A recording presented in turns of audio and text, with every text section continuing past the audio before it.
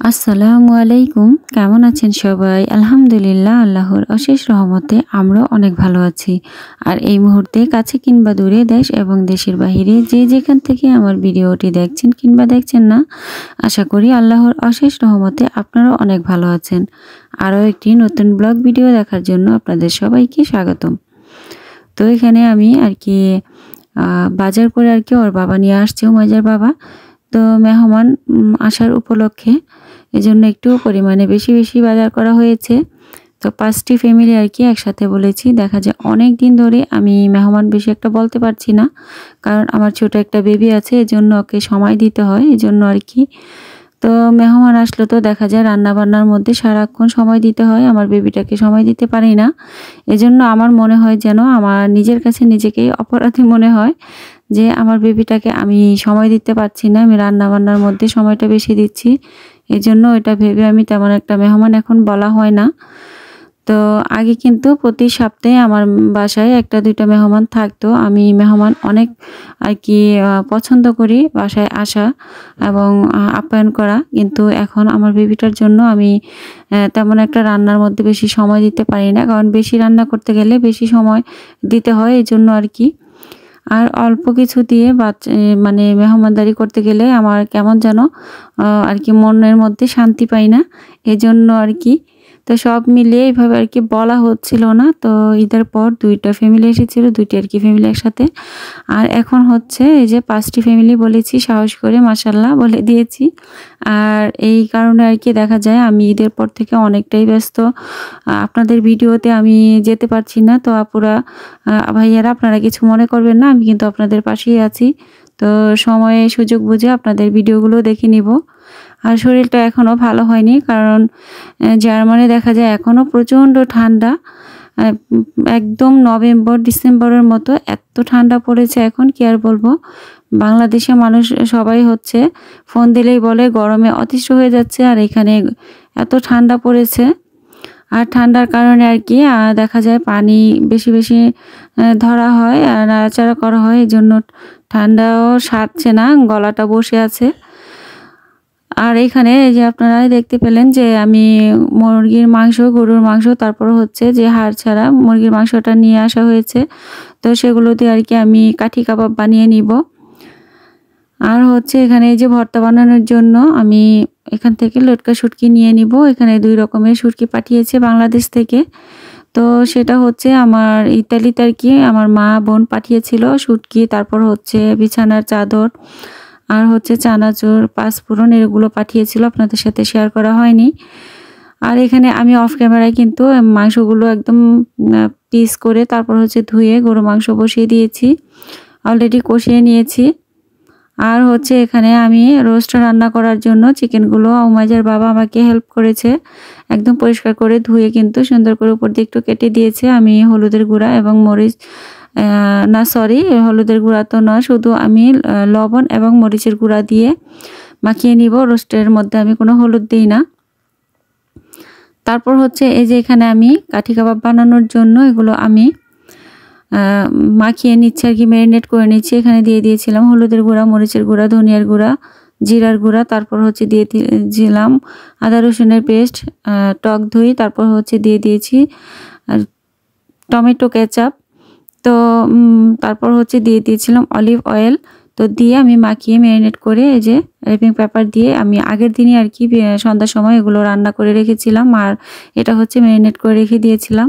তো আমি গরুর মাংস এবং রোস্টের পেস্টটা রেডি করে রেখেছিলাম আগের দিন। এটা করে নিলে দেখা যায় কাজটা অনেকটাই কিন্তু এগিয়ে যায়। আর এই যে আমি এখন পেস্ট রেডি করার জন্য, রোস্টের জন্য এখানে আমি বসিয়ে দিয়েছি। আর সবগুলো আমি তো আর রেসিপি দিই না, এই জন্য আমি যেভাবে রান্না করি সেটাই আপনাদের সাথে শেয়ার করি। তো এই যে দেখেন অফ ক্যামেরায় কিন্তু আমি একদম চিকেনগুলো একদম ভেজে সুন্দর করে রেখে দিয়েছি। আর এখানে আমি আর পরের দিন একদম সকালবেলা, তো এটা কালকে পরশু দিনের ভিডিও তো আমি মেহমানদের জন্য এই যে নাস্তার জন্য, বিকেলের নাস্তার জন্য আমি সেমাই রান্না করে নিয়েছি। তো নাস্তার সাথে দেওয়ার জন্য আর সেমাইটা দেখা যায় গরম গরম কিন্তু ভালো লাগে না, এই জন্য আমি রান্না করে যাতে করে আগে রেখে দিচ্ছি ঠান্ডা হওয়ার জন্য। তো আমি এখানে কিশমিশ, তারপর হচ্ছে দুধের মধ্যে আর কি কিশমিশ, তারপর হচ্ছে গরম মশলা, নারিকেল, চিনি, লবণ দিয়ে আমি একদম ভালো করে জাল করে তারপর হচ্ছে এখানে সেমাইটা রান্না করে নিয়েছি। তারপর হচ্ছে আমি উপর থেকে কিছু কাঠবাদামের স্লাইস করে রাখা যে প্যাকেট রেডিমেড থাকে সেটা দিয়ে দিব। আর এই যে আমি রাতে আর কি আগের দিন যে পেস্ট রেডি করে রেখেছিলাম, তো এটা এখন আমি পাতিলের মধ্যে গরম করে নিয়ে দুইটার মধ্যে নিয়ে নিব। একটার মধ্যে দেখা যায় 30 পিস রোস্ট যদি করতে যাই তাহলে কিন্তু রান্না করতে যাই খুলে যাবে নাড়াচাড়া। আর এখানে তো অত বড় পাতিল নেই, তো বাংলাদেশে দেখা যায় অনেক বড় বড় পাতিল একসাথে 100-200 দিয়েও রান্না করা যায়, কিন্তু এখানে কিন্তু ছোট ছোট পাতিলের মধ্যেই রান্না করতে হয়। তেমন বড় না কি, বড় বসাতে গেলে দেখা যায় ইলেকট্রিক চুলো তো গরম হতে চায় না আর সহজে রান্না হতে চায় না, এই জন্য। আর এই যে পোলাওর জন্য আমি এখানে 2 কেজি পোলাওর চাউল প্রথমে রান্না করে নিব, এই জন্য এখানে বসিয়ে দিয়েছি পাতিল। তারপর হচ্ছে এই যে গরম হয়ে গিয়েছে, তারপর হচ্ছে অর্ধেক অর্ধেক করে দুইটাতে নিয়ে নিয়েছি। তারপর হচ্ছে আমি চিকেনগুলো দিয়ে দিচ্ছি। তো আমি একবার চিকেন একবার মুরগির মাংস বলছি, তো এই জন্য আপনারা কিছু মনে করবেন না। তো এই যে আমি দিয়ে দিলাম, আর অর্ধেক এখানে দিয়ে দিলাম আর বাকিগুলো এখানে দিয়ে দিব। তারপর হচ্ছে আমি রোস্ট রেডি করে নিব। তো পোলাওটা আমি আবার পেঁয়াজ, তারপর হচ্ছে আদা রসুন ওগুলো দিয়ে ভেজে নিয়ে রেখে দিয়েছি। প্রথমে আমি রোস্টগুলো একদম রান্না করে তারপর হচ্ছে আবার পোলাওগুলো রান্না করে নিব। তো দেখা যায় পোলাও তো আর বারবার আর কি গরম করা যাবে না, তো এই জন্য আর কি ভাবলাম যে আগে চিকেনগুলো শেষ করি, তারপর হচ্ছে রোস্ট রান্না শেষ হলে তারপর হচ্ছে আমি পোলাওটা রান্না করে নিব। আর এখানে হচ্ছে আমি বেগুন ভাজা করব, এই জন্য বেগুনগুলো কেটে নিয়েছি। এখন আমি ওখানে ধনিয়ার গুঁড়া, জিরার গুঁড়া আর হচ্ছে হলুদের গুঁড়া, মরিচের গুঁড়া, স্বাদমতো লবণ দিয়ে মাখিয়ে রেখে দিব। তো এই যে আমি রোস্ট প্রায় হয়ে আসছে অর্ধেক, তো আমি বাকি রান্নাটা শেষ করে নিব। তারপর উপর থেকে কিছু বেরেস্তা দিয়ে দিব।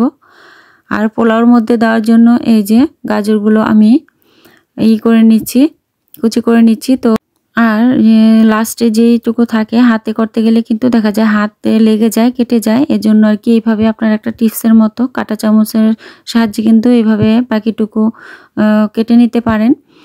তারপর হচ্ছে এই যে আর কি গ্রেট করে নিতে পারেন।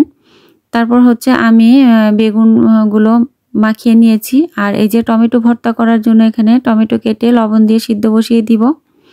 আর এই যে বেগুন ভাজা করে নিচ্ছি, এটা আমি একদম লো হিটে দিয়ে আস্তে আস্তে বেগুনগুলো ভেজে নিব অফ ক্যামেরায়। আর পোলাও কিন্তু আমি বসিয়ে দিয়েছি। আর এই যে দেখেন টমেটোগুলো এত সুন্দর মাশাআল্লাহ কালার হয়েছিল। আর মাঝখান দিয়ে আমি আবার একটু কফি বানিয়ে নিয়েছি। তো দেখা যায় মেহমান আসলে টেনশনে কিন্তু রাত্রেও ঘুম হয় না তেমন একটা, যে কখন মানে রান্নাগুলো আমি কমপ্লিট করতে পারবো কিনা মেহমান আসার আগে। তো এই জন্য আর কি মাথাটা একটু ঝিমঝিম করছিল, তো কফি বানিয়ে নিয়েছি। আর এই যে টমেটোগুলো আমি যতটুকুই পারবো পানি শুকিয়ে নিব, বেশি পানি থাকলে কিন্তু টমেটো ভর্তাটা মজা হয় না, খেতে ভালো লাগে না। আর আমি চাল দিয়ে, পোলার চাল দিয়ে তারপর হচ্ছে এই যে এখানে আমি একটু ভেজে নিয়ে তারপর দিয়ে দিলাম গাজর কুচি আর হচ্ছে পরিমাণ মতো পানি দিয়ে আমি এখন কয়েকটি কাঁচামরিচ দিয়ে দিব। আর এই যে কাঠি কাবাব বানানোর জন্য কাঠিগুলো আমি এখন পানিতে ভিজিয়ে রাখবো কিছুক্ষণ। আর এই যে আমি হচ্ছে বেগুনগুলো ভেজে নিচ্ছি আর টমেটো আমার সিদ্ধ হয়ে গিয়েছে। আর এখানে আমি ডিম সিদ্ধ করে নিয়েছিলাম, তো উমাইজার বাবা আবার আমাকে ডিমগুলো একদম সবগুলো ছিলে দিয়েছে, ছেলে একদম ধুয়ে দিয়েছে। তারপর হচ্ছে আমি বেগুন ভাজাটা শেষ করে ওখানে এটা ডিমগুলো ভেজে নিব। আর এই যে পোলাও এখানে 2 কেজি রান্না করে নিলাম। আর মেহমান কিছু আগে আসবে কিছু পরে আসবে, এই জন্য আর কি 1 কেজি পোলাওর চাল আমি একদম রান্না শেষে আবার করে নিব। তো উপর নিচ করে আমি পোলাওগুলো দমে দিয়ে দিলাম। আর এখানে যে আমি হচ্ছে টিকা বানানোর জন্য কলা সিদ্ধ করে তারপর হচ্ছে টিকাগুলো বানিয়ে নিয়েছিলাম। আর এটা আর কি রাত্রে করে রেখেছিলাম, কিন্তু আগের ভিডিও পরের ভিডিও আগে চলে আসছে এডিট করার সময়, তো একটু কষ্ট করে দেখে নেবেন, বুঝে নেবেন। আর এই যে হচ্ছে ভর্তা বানানোর জন্য এখানে আমি লটকা শুটকি ভর্তা বানাবো, এই জন্য আমি ধনিয়া পাতা, তারপর হচ্ছে কাঁচামরিচ, রসুন, পেঁয়াজ সব কিছু আর কি দিয়ে একসাথে লবণ দিয়ে সিদ্ধ করে নিব। তো আমি ভর্তা বানানোর সময় আর কি যেই ধনিয়া পাতার ডোগাগুলো থাকে সেগুলো ফেলে দিই না, সেগুলো সিদ্ধ করে নিই। সিদ্ধ করে ভর্তার মধ্যে দিয়ে দিই, আর পাকোড়া বানালেও আমি দিয়ে দিই। তারপর হচ্ছে এই যে অফ ক্যামেরায় আমি হচ্ছে কলাগুলো সিদ্ধ করে তারপর হচ্ছে কলার খোসাগুলো ছাড়িয়ে নিয়েছি। আর গরম গরম এখন ম্যাশ করে নিব। দেখা যায় গরম গরম ম্যাশ করলে তাও একটু তাড়াতাড়ি হয়। আর বাংলাদেশের কাঁচকলাগুলো কিন্তু সুন্দর, একদম তাড়াতাড়ি একদম গলে যায় একটু ম্যাশ করলে। কিন্তু এখানে কলাগুলো যতই সিদ্ধ করি শক্ত হয়ে থাকে, অতটা হতে চায় না, সফট হয় না আর কি, নরম হয় না। তারপরে এই যে আমি টিকা বানানোর জন্য সবজি টিকা বানাবো। এখানে এই জন্য আমি এই যে ডালগুলো ভিজিয়ে রেখেছিলাম ধুয়ে, তারপরে যে ব্লেন্ডার করে আমি কলা ম্যাশ করে রেখেছি, তো এখানে দিয়ে দিলাম।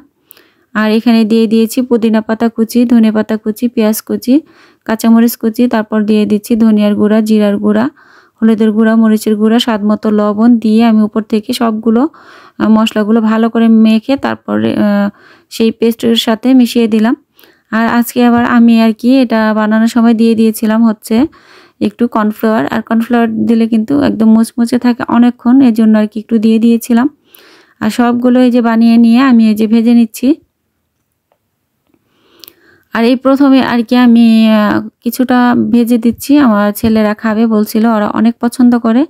এটা শুধু পোলাও বা সাদা ভাত না, এটা কিন্তু বিকেলের নাস্তা, তো খুবই মজা লাগে, খুবই পছন্দ করে ওরা। তো আমি মাঝে মাঝে এটা বানিয়ে থাকি। আর ভিতর দিয়ে কিন্তু মাশাআল্লাহ অনেক সফট হয় আর খেতেও অনেক ভালো লাগে। একটু মিডিয়াম আছে, একটু সময় নিয়ে ভাজতে হয়। আর এই যে গরুর মাংস আমার রান্না শেষ হয়ে গিয়েছিল, আর ঠান্ডা তো তাই উপর দিয়ে একটু কালো হয়ে গিয়েছিল শুকিয়ে, তো এখন আবার একটু গরম করে নিয়েছিলাম। আর এখানে হচ্ছে কাঠি কাবাব বানানোর জন্য আমি ক্যাপসিকামগুলো ধুয়ে পরিষ্কার করে নিব। আর এই যে দেখেন বেগুনগুলো ভাজা কিন্তু আমার অলরেডি শেষ। তারপর হচ্ছে আমি ফ্রাই প্যানটা আবার ধুয়ে, তো দেখা যায় যত পাতিলা ফ্রাই প্যান বের করব ততই ঝামেলা আরও বেশি। এই জন্য একটার মধ্যে আমি একদম টিকা ভেজে নিয়েছিলাম, বেগুন ভাজা, ডিম ভাজা সব একটা ফ্রাই প্যানেই করে নিয়েছিলাম। তো এই যে দেখেন আমি কিন্তু মশলাগুলো দিয়ে হলুদের গুঁড়া, মরিচের গুঁড়া আর হচ্ছে লবণ পরিমাণ মতো দিয়ে তেল দিয়ে একটু মিডিয়াম একদম লো হিটে রেখে একটু মশলাগুলো ভেজে নিয়েছি। আর হাই হিটে দিলে কিন্তু মশলাগুলো পুড়ে যাবে, কালো হয়ে যাবে, ভালো লাগবে না। তারপর একটু ব্রাউন কালার করে ভেজে তারপর আমি ডিমগুলো দিয়ে দিলাম। আর ডিমগুলো এই যে দেখেন অলরেডি আমার ভাজা হয়ে গিয়েছে। তো ডিমের কোরমা করিনি, অনেক কিছুই ছিল এই জন্য আর কি, কোরমা করলে তেমন একটা খাওয়া হবে না এই জন্য। তারপর হচ্ছে এই যে আমি এখন টিকাগুলো সবগুলো ভেজে নিব। আর এই যে তিনবারে আর কি আমি ভেজে নিয়েছিলাম। তো প্রথমে আমি ভেজে রেখে দিয়েছিলাম, আর ওই যে বললাম একটা ফ্যামিলি একটু দেরি করে আসবে, একটি ফ্যামিলি, তো ওদের জন্য আর কি কিছুটা রেখে দিয়েছিলাম গরম গরম ভেজে দেওয়ার জন্য। আর অফ ক্যামেরায় আমি এই যেগুলো সবগুলো টিকাগুলো আর কি গেঁথে নিয়েছি। তো অনেকটাই সময় লেগে যায় এক হাতে করতে গেলে। তারপর হচ্ছে ওভেনে আমি একদম রেডি করে ওই ভিতরে রেখে দিয়েছি যাতে করে ঠান্ডা না হয়ে যায়। আর এই যে এখানে আমার অলরেডি মাশাআল্লাহ সবগুলো রান্না শেষ, ভর্তা বানিয়ে নিয়েছি অফ ক্যামেরায়। আর এই যে গরুর মাংসগুলো গরম করে নিয়েছি, আর সাদা ভাত। তারপর হচ্ছে এই যে দেখেন রোস্টগুলো কিন্তু একদম পানিটা যতটুকুই ছিল টেনে নিয়ে একদম শুকিয়ে গিয়েছে। আর এখন আমি সালাদটা বানিয়ে নিব। আর সালাদ বানানোর জন্য মেশিনে যে আমি চপার দিয়ে আর কি এটা দিয়ে বানালে আমার এত সহজ হয়, এটা থাকাতে আমার অনেক ভালো হয়েছে। দেখা যায় বেশি মেহমান আসলে কিন্তু সালাদগুলো কাটতে কাটতে অনেক সময় লেগে যায়, আর এভাবে কেটে নিলে আর কি বেশি সময় লাগবে না। তো তারপর হচ্ছে সবগুলো সালাদ আমি এইভাবে বানিয়ে নিয়েছিলাম। আর হচ্ছে একটা বলের মধ্যে রেখে দিয়েছিলাম সবগুলো। তারপর হচ্ছে মেহমান একসাথে আসেনি, এজন্য আর কি দেখা যায় একসাথে সবগুলো যদি মাখিয়ে নিই তাহলে তো পানি ছেড়ে দিবে। তো অল্প অল্প করে নিয়ে আমি মাখিয়ে নিয়েছিলাম। আর এই যে আমার অলরেডি মেহমান একজন চলে আসছে, আমার আঙ্কেল। তো উনি আর হচ্ছে ওর বাবা প্রথমেই খাওয়া দাওয়া করে নিবে, ওদের জন্য আমি দিয়ে দিলাম। তো এখানে এই যে সবগুলো এখানে রেখে দিয়েছি, কিন্তু কাঠি কাবাবগুলো আমি এখানে নিয়ে আসিনি। তো ওগুলো আর কি গরম থাকার জন্য ওভেনে রেখে দিয়েছি। তো যার যতটা লাগবে তখন নিয়ে এসে সাথে সাথে দিয়ে দিব। তারপর এই যে আঙ্কেল খাওয়া দাওয়া করে যাওয়ার পর হচ্ছে আবার দুটি ফ্যামিলি আর কি এসেছিল। তারপর হচ্ছে ওদের সাথে আমিও খাওয়া দাওয়া করে নিয়েছিলাম একসাথে। আর ওয়েদারটা আর কি ভালোই নেই। ঈদের পর থেকেই বৃষ্টি আর প্রচণ্ড ঠান্ডা। দেখা যায় বাংলাদেশে ফোন দিলে সবাই বলে যে অনেক গরম, গরমে অতিষ্ঠ। আর এখানে হচ্ছে একদম নভেম্বর ডিসেম্বরের মতো এত ঠান্ডা পড়েছে এখন। এখন হচ্ছে সামার আর এখন হচ্ছে পুরাই একদম শীতের মতো। এখানের কি বলবো, টেম্পারেচারের কোনোই ঠিক নেই। তো এই যে দেখেন আমি হচ্ছে অফ ক্যামেরা এখানে বানিয়ে নিয়েছি বোরহানি। তো বোরহানিগুলো নাকি অনেক মজা হয়েছিল বলেছিল। তো এই যে এখানে হচ্ছে বিকালের জন্য আমি যেই বিকেলবেলা নাস্তা করার জন্য সেমাই রান্না করে রেখে দিয়েছিলাম। তো খাওয়ার জন্য এই ছোট পেলাগুলো আমি দিয়ে দিব, যার যার পরিমাণ মতো নিয়ে নিয়ে খাবে। আর বিকেলের নাস্তায় ছিল হচ্ছে চিকেন নাগেটস, তারপর হচ্ছে পমেজ ভেজে দিয়েছিলাম, তারপর হচ্ছে কফি, চা, দুধ চা, তারপর হচ্ছে এই যে এখানে মেহমান চলে আসছিল আর হচ্ছে উমাইজা ওদের সাথে খেলাধুলা করছিল। তো এই যে হচ্ছে সবাই মিলে খাওয়া-দাওয়া করে নিব। এজন্য এই যে সবগুলো দিয়ে দিয়েছিলাম সালাদ মাখিয়ে। আর মাঝে, মাঝে আর কি ওই যে বললাম না একজন, একজন করে আসছিল ২ জন বা ১ জন এরকম করে, করে আমি হচ্ছে দিচ্ছিলাম মাখিয়ে সালাদগুলো আর খাবারগুলো গরম করে, করে। ঠান্ডার কারণে দেখা যায় বারবারই ঠান্ডা হয়ে যাচ্ছিল আর একটু বারবারই ওভেনে দিয়ে, দিয়ে গরম করে দিচ্ছিলাম খাবারগুলো। আর এই যে বাচ্চাদেরকে নাস্তা করার জন্য এই যে নাকিস ভেজে নিচ্ছিলাম। আর বাচ্চারা দেখা যায় এই নাকিসটা আর হচ্ছে পমেজটা খুবই পছন্দ করে। পছন্দ করে খেয়ে নিয়েছিল। আর এই যে সবাই এনজয় করছিল মাশাআল্লাহ। এটাই আমার সবচেয়ে শান্তি যে আমার মেয়ে, তারপর হচ্ছে এই যে উপরের ভাবির মেয়ে, তারপর হচ্ছে আরেকটা ভাবির মেয়ে আসছিল, ছেলেরা ২ ছেলে ১ মেয়ে ভাবির। আরেক যে আসছিল তার হচ্ছে একটা ছেলে, এই যে একটি ছেলে। তো সবাই মিলে মাশাআল্লাহ দিনটা অনেক সুন্দর কাটিয়েছি। আর এই সময় কাটাতে গিয়ে আপনাদেরকে সময় তেমন একটা দিতে পারিনি। আপুরা, ভাইয়ারা আপনারা কিছু মনে করবেন না। আপনাদেরকে সময় মতো আমি আপনাদের ভিডিওগুলো দেখে নিব। এজন্য সরি বলে নিচ্ছি। তো সবাই ভালো থাকবেন, সুস্থ থাকবেন। আজকের মতো বিদায় নিয়ে নিচ্ছি। আল্লাহ হাফেজ। আসসালামু আলাইকুম।